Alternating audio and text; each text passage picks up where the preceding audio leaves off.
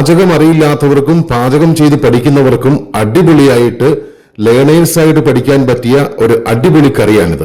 പാചകം ചെയ്യാൻ സമയമില്ലാത്തവർക്ക് വെറും 5 മിനിറ്റ് കൊണ്ട് വളരെ എളുപ്പത്തിൽ ഉണ്ടാക്കിയെടുക്കാവുന്ന ഒരു നല്ല ഒഴിച്ചുകറിയാണിത്.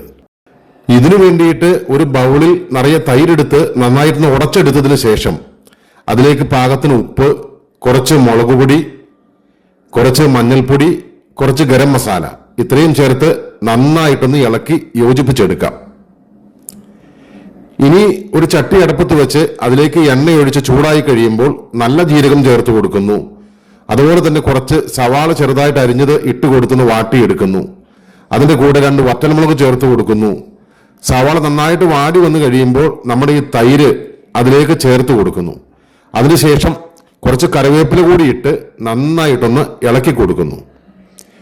ഇനി ഇതിനൊരു ഫ്ലേവർ കിട്ടാൻ വേണ്ടിയിട്ട് നമ്മൾ കുറച്ച് കസൂരി മേത്തി കയ്യിലിട്ട് നന്നായിട്ടൊന്ന് പൊടിച്ച് അതിലേക്ക് ചേർക്കുന്നു. അപ്പം നല്ലൊരു ഫ്ലേവർ കിട്ടും. മല്ലിയില ചേർക്കണമെന്നില്ല, മല്ലിയില ചേർത്താൽ ചിലർക്ക് ഇഷ്ടമല്ല അതിൻ്റെ രുചി. എങ്കിലും ഒരു വീഡിയോ അല്ലേ എന്ന് കരുതി കുറച്ച് മല്ലിയില ചേർത്ത് നന്നായിട്ടൊന്ന് ഇളക്കിയെടുത്താൽ നമ്മുടെ കറി റെഡി ആയിട്ടുണ്ട്. ഇത് കാണുന്നത് പോലെ തന്നെയാണ്, നല്ല രുചിയാണ് കഴിക്കുവാനും. ദേ സംഭവം അടിപൊളിയാട്ടോ.